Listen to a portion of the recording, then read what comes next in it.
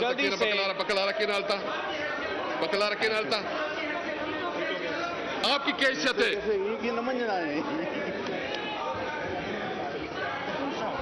جناب speaker item آپ نے منہ کر دیا، وہ منہ کا ہو گیا جی. جی بلاول صاحب بات کریں جی. اتنا ٹائم ہم نہیں لیں گے.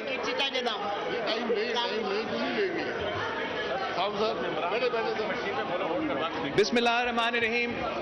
نہیں کر سکتا جی. جناب بات کریں جی. اسپیکر آپ کا آپ ادھر جائے جی. اٹینشن کا ہم ایک یاد رکھے، دیکھیں ایک منٹ میں آپ کو بہت احترام سے، اس چیئر کا کوئی رسپیکٹ ہے. جس طرح یہ مجھے نام نہیں آتا، اس نے جس طرح بیہیو کیا بلاول صاحب، آپ کو اس کا نوٹس لینا چاہیے. اس طرح بیہیو نہیں کرنا چاہیے.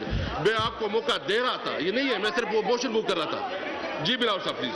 جناب اسپیکر ہم آپ کا عہدہ کا بھی احترام کرتے ہیں، ہم آپ کا کرسی کا بھی احترام کرتے ہیں، ہم اس پارلیمان کا احترام کرتے ہیں، عزت کرتے ہیں، اور ہمارا مجھے پتہ ہے اس پہ رولنگ ہے ہماری. ٹھیک ہے، ہمارا ریکویسٹ اتنا ہی ہے کہ آپ بھی بڑا مہربانی کر کے اپنا ہی کرسی کا عزت کرے، اپنا ہی عہدہ کا عزت کرے. آپ اور ٹریجری بینچز کا ممبرز اس پارلیمان کا عزت کرے. آپ کے پاس اکثریت ہے، آپ حکومتی جماعتیں ہیں، کرنا آپ نے وہی ہے جو آپ کرنا چاہتے ہیں، مگر کام کرتے ہوئے اس قوم سے جھوٹ نہ کہا جائے، اس ہاؤس سے جھوٹ نہ کہا جائے. غلط بیانی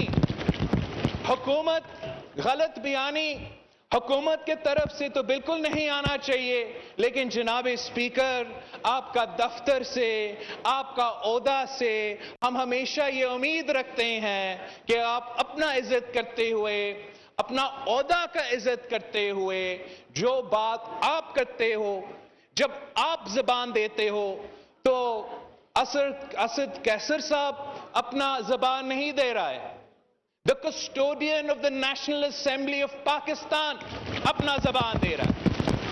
اور جب when the custodian of the National Assembly of Pakistan writing opposition کے ساتھ طے کرتا ہے کہ جو بھی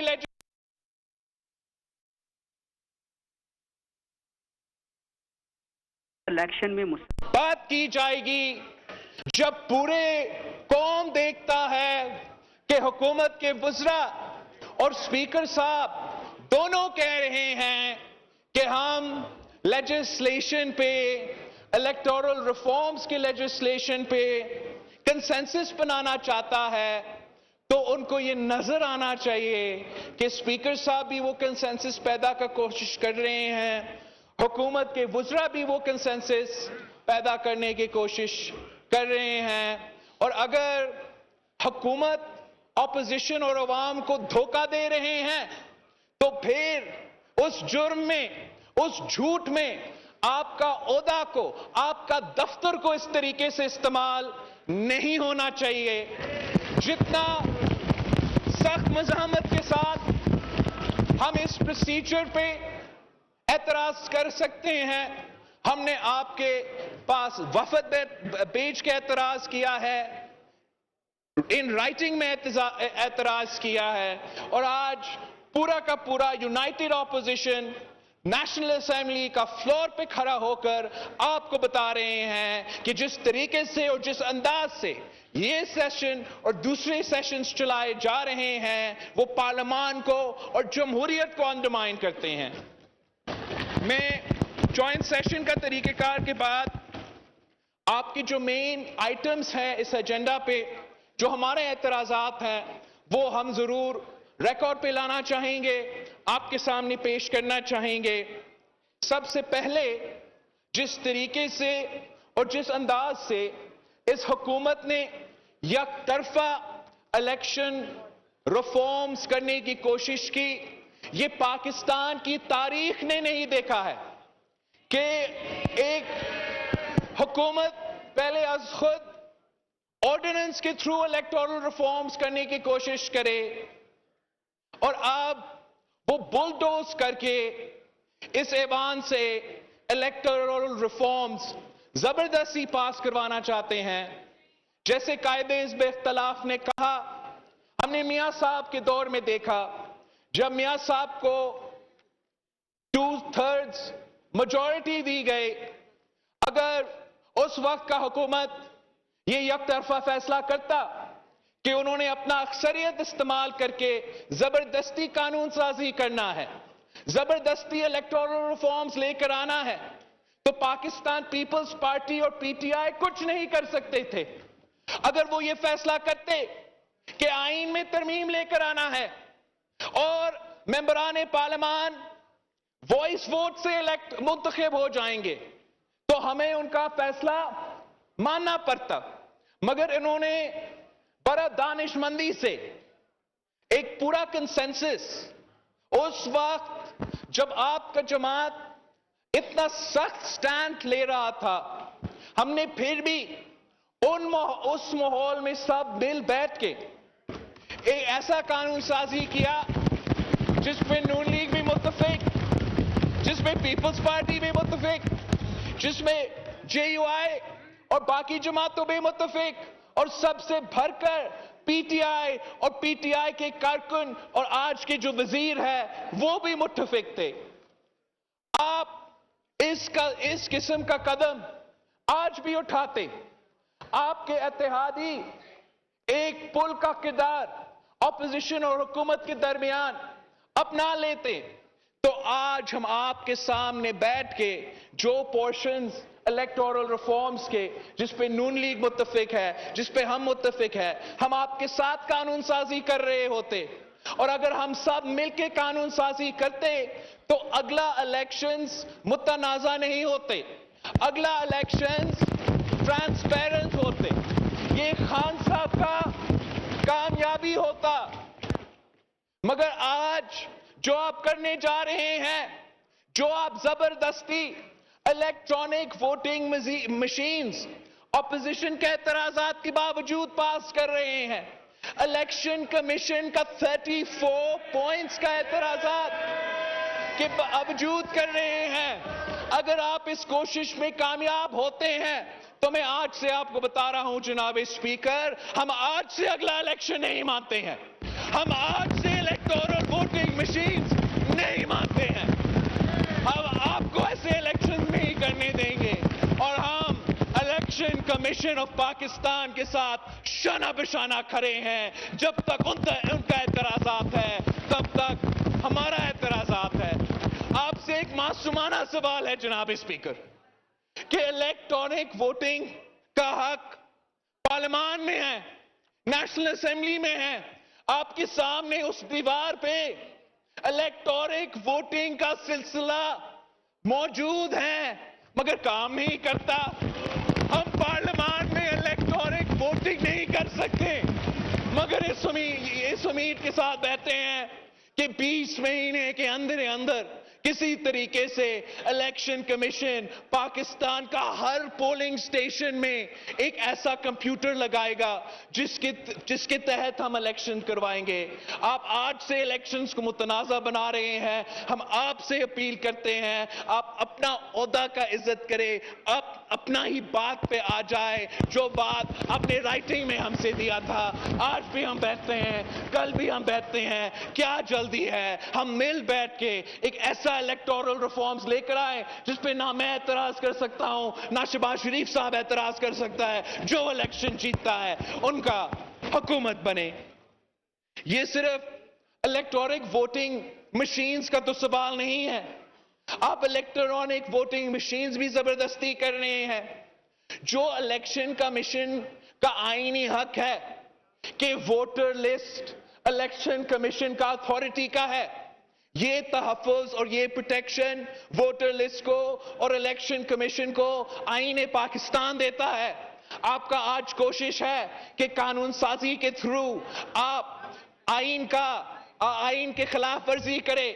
آپ کیسے قانون سازی کے تھرو جو الیکشن کمیشن کا اختیار ہے وہ الیکشن کمیشن سے چھین کر ایک حکومتی ادارہ کو نادرہ کا دینے کی کوشش کر رہے ہیں. اب آج اپنا اکثریت استعمال کر کے یہ پاس بھی کر لے. میں آپ کو بتا رہا ہوں, حکومت کے بینچز کو بتا رہا ہوں, ہم کورٹ جائیں گے, ہم عدالت جائیں گے. ہم نے یہ آئین پاکستان بنایا ہے جناب اسپیکر, اور آپ کا یہ جو قانون ہے جو پاکستان کی آئین کے خلاف ورزی کر رہا ہے, اس کو ہم چیلنج بھی کریں گے اور عدالت میں ڈیفیٹ بھی کریں گے.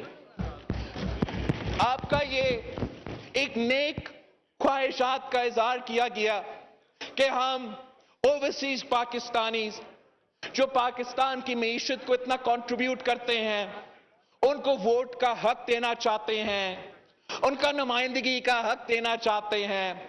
یہ اس موقف کا حمایت پاکستان پیپلز پارٹی نے کی, اس موقف کا حمایت مسلم لیگ نواز نے بھی کیا ہے, مگر آپ اس کے باوجود یک طرفہ زبردستی اپنے طریقہ کا قانون سازی کرنا چاہتے ہو.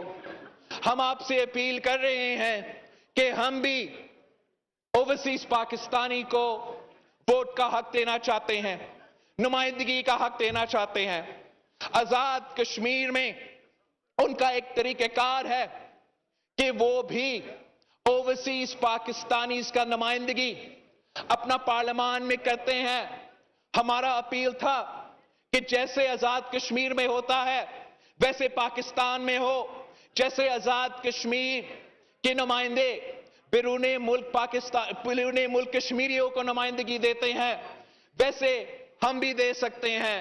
مگر ہم آپ کا طریقہ کیسے مان سکتے ہیں, آپ کا سجیشن کو کیسے مان سکتے ہیں, جب آپ کہہ رہے ہو کہ جو پیرس میں پاکستانی بیٹھا ہوگا, جو کیلیفورنیا میں پاکستانی بیٹھا ہوگا, جو برطانیہ میں پاکستانی بیٹھا ہوگا, وہ قبائلی علاقوں کے, وہ بلوچستان کے, وہ ہمارا کراچی کے فیصلہ کرے, ان کا اپنا نمائندہ ہو, ان کا اپنا الیکٹورل کالج ہو جس کے تحت وہ اوورسیز پاکستانیز کا نمائندگی کرے. لیکن ایسے نہیں ہو سکتا ہے کہ ووٹ پیرس میں ڈلے اور رزلٹ ملتان کا ہو, ووٹ کیلیفورنیا میں ڈلے اور ووٹ نکلے سبی سے.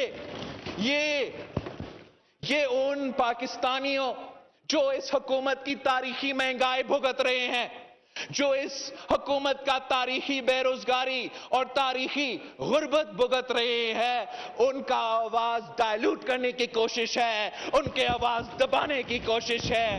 اس میں ہم حکومت کو کیسے کامیاب ہونے دیں گے جناب اسپیکر؟ آپ اس جوائنٹ سیشن میں پاکستان کے عوام کے ووٹ پہ ڈاکہ مار رہے ہیں. پاکستان پیپلز پارٹی نہ کل کسی کو یہ اجازت دی گئی ہے, نہ آج ہم کسی کو اجازت دیں گے کہ یہ کام اس طریقے سے ہو. اس حکومت کا بدنیتی پہ مبنی ایک کوشش کچھ سالوں سے چل رہا ہے کہ وہ کلبھوشن یادو کو NRO دلوائے. انہوں نے پہلے رات کے اندھیروں میں کسی کو بتایا بغیر آرڈیننس نکال کے ایک بھارت کی جاسوس کو فائدہ پہنچانے کی کوشش کیا, مگر اس بھارت کی جاسوس نے آپ کا آرڈیننس کا فائدہ نہیں لیا, آپ کا NRO کو فائدہ نہیں لیا. تو آج آپ پاکستان کی پارلیمان کی توہین کر رہے ہو, آپ پاکستان کی پارلیمان کو استعمال کر رہے ہو کہ اس بھارت کی جاسوس کو ہم NRO دلوا دے. ہم آپ سے مطالبہ کرتے ہیں, اگر آپ نے کسی کو ریلیف پہنچانا ہے تو وہ پاکستان کے غریب عوام جو غربت کی وجہ سے پریشان ہے, جو مہنگائی کی وجہ سے تکلیف میں ہے, جو بے روزگاری کی وجہ سے تکلیف میں ہے, ان کو آپ ریلیف پہنچائے. آج بھی ہم آپ کے ساتھ دینے کو تیار ہو. پیٹرول کی قیمت کم کرے, ہم آپ کے ساتھ دیں گے. گیس کی قیمت کم کرے, ہم آپ کے ساتھ دیں گے. لیکن یہ کیسے آپ امید رکھ سکتے ہو, یہ کیسے آپ امید رکھ سکتے ہو کہ ہم آپ کو اجازت بھی دیں گے کہ آپ اس زبان کو استعمال کر کے بھارت کا جاسوس کلبھوشن یادو जिस पे पीटीआई के कारकुन इलेक्शन से पहले उसका नाम लेके सियासत करते थे, अब हुकूमत में आके उसको एनआरओ देने की Thank you, कोशिश कर रहे हैं। जनाब स्पीकर, आखिर पॉइंट, आखिर दो पॉइंट्स पर मैं जी, खत्म please. कर रहा हूं। आपने आईएमएफ की हुक्म मानते हुए, आईएमएफ की गुलामी करते हुए, उसी आईएमएफ का जिसके बारे में वजीर आजम ने इलेक्शन से पहले कहा था, वजीर आजम ने मुल्क से वादा किया था कि आईएमएफ के पास जाने से पहले वो खुदकुशी को तरजीह देगा। अब 3 साल हो चुके हैं, इस पीटीआईएमएफ डील का बोझ आम आदमी उठा रहा है, अपने खाने पीने के अशिया की बिल की सूरत में, अपने दवाइयों की कीमत में बिल की सूरत में। आम पाकिस्तानी आपके गलत पॉलिसीज, आपकी मुआशी पॉलिसीज की वजह से आज मुश्किल में हैं, और आप इस पार्लियामान को इस्तेमाल करके आईएमएफ का गुलामी करते हुए पाकिस्तान का स्टेट बैंक को, पाकिस्तान के स्टेट बैंक को आईएमएफ के नीचे ले आना चाहते हो। पाकिस्तान का स्टेट बैंक पार्लियामान का जवाबदेह होना चाहिए। पाकिस्तान का स्टेट बैंक नेशनल असेंबली और सेनेट का जवाबदेह होना चाहिए। अदालती निजाम का जवाबदेह होना चाहिए। आप ये कानून साजी करने की कोशिश कर रहे हो कि पाकिस्तान का स्टेट बैंक आईएमएफ को जवाबदेह होगा, मगर पार्लियामान से बालतर होगा, सेनेट से बालतर होगा, नेशनल असेंबली से सुप्रीम होगा। अदालत भी उनके खिलाफ कोई फैसला नहीं दे सकता। तो हम ये कैसे मान सकते हैं? हम ये कैसे मान सकते हैं? हम कहते हैं कि पार्लियामान सुप्रीम इंस्टीट्यूशन है, कोई इदारा ऐसा नहीं है जो पार्लियामान से बालतर है। आप आईएमएफ के कहने पे पार्लियामान के हाथ नहीं बांध सकते हो। ये भी आपका कोशिश नाकाम रहेगा।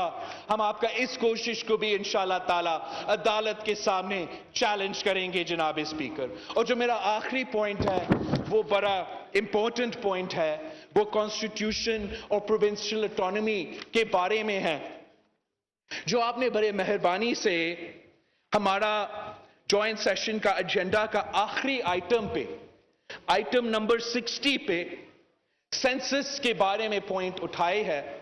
इसके बारे में मुझे I want to bring on to the record of the house कि किस तरीके से इस कानूनी प्रोसेस का भी नॉर्म्स और रूल्स फॉलो नहीं किया गया। I would like to remind the house कि इलेक्शन से पहले जो मुतनाज़ा सेंसस करवाया गया था, पाकिस्तान पीपल्स पार्टी ने मुल्क भर में एतराज किया, एहतजाज किया कि ये सेंसस ट्रांसपेरेंट नहीं था, ये सेंसस दुरुस्त नहीं है। हमें कहा गया कि अगर सेंसस को इंटरम अप्रूवल नहीं दिया जाता तो इलेक्शंस डिले होंगे, शायद इलेक्शंस होंगे ही नहीं। तो इस शर्त पे हमने इंटरम उस सेंसस को उस इलेक्शन की हद तक माना था, मगर साथ साथ ये मुतालबा डाला था कि एक स्पेसिफिक पोर्शन का रीचेक किया जाएगा, और उस रीचेक के फिगर्स अगर सेंसस से मैच नहीं करते तो हम सेंसस से एक बार फिर करवाएंगे। कुछ महीने पहले in the council of common interest, जहां सारे सूबे की नुमाइंदगी है, और सेंसस का बात एक बार फिर उठाया गया, तो सूबा सिंध ने ना सिर्फ सूबा सिंध का नुमाइंदगी करते हुए मगर साबिक कबायली इलाके के एतराजात भी मौजूद है, बलोचिस्तान के एतराजात भी मौजूद है। हमने उस फोरम पे भी अपना एतराजात रिकॉर्ड किए, मगर पाकिस्तान की तारीख में पहली बार the council of common interest, the council of common interest, जो कि सारे सूबे के कंसेंसस के साथ सारे फैसले करते हैं। माजी में हर काउंसिल ऑफ कॉमन इंटरेस्ट का जो मीटिंग है वो कंसेंसस के साथ फैसले किए, लेकिन पिछले मीटिंग में उससे पहले जब ये सेंसस का इशू उठा तो तारीख में पहली बार कंसेंसस से नहीं, मेजॉरिटी वोट से ये गलत सेंसस, ये मुतनाज़ा सेंसस को अप्रूवल दिया गया। हुकूमत सिंध ने अपना constitutional right according to article 1547 of the constitution, जो अग्रीव पार्टी को हक देता है कि उनका कोई शिकायत वो पार्लियामान को लिख के रिकॉर्ड कर सकते हैं।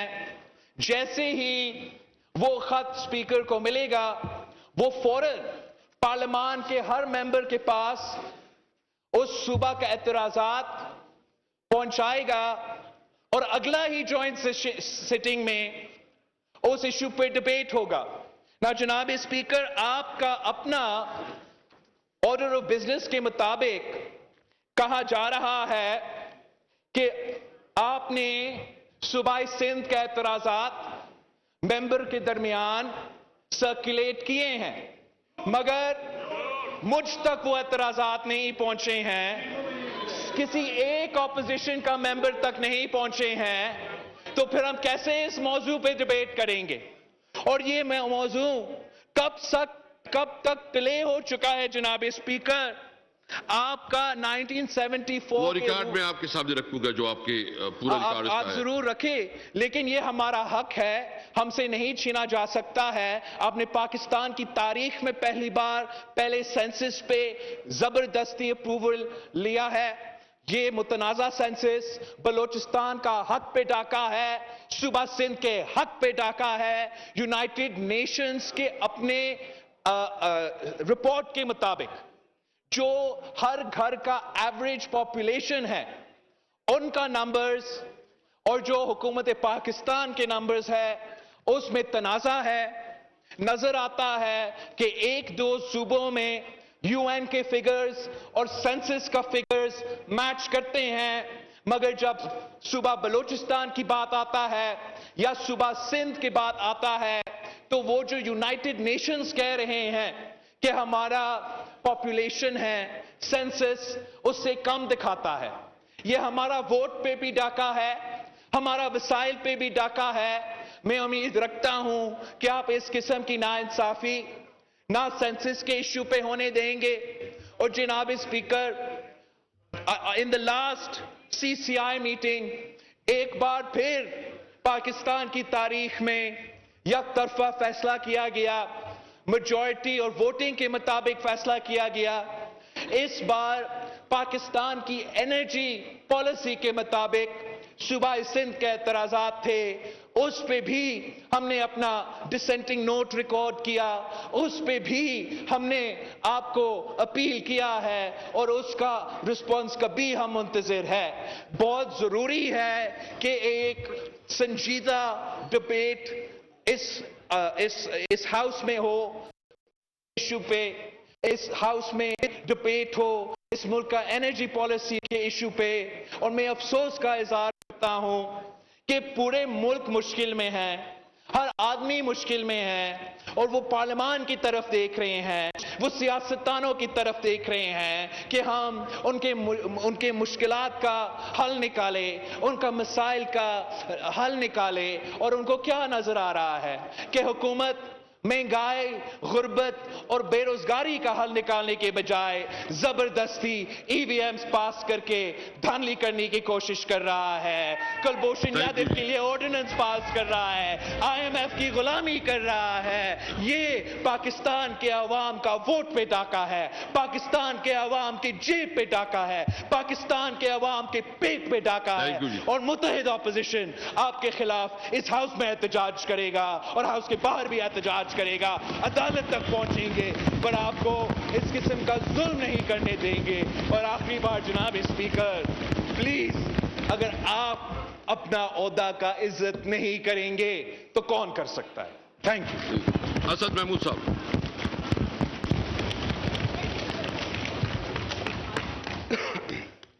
बिस्मिल्लाहिर्रहमानिर्रहीम, नहमदुहु व नुसल्ली अला रसूलिहिल करीम, अम्मा बाद। शुक्रिया जनाब स्पीकर।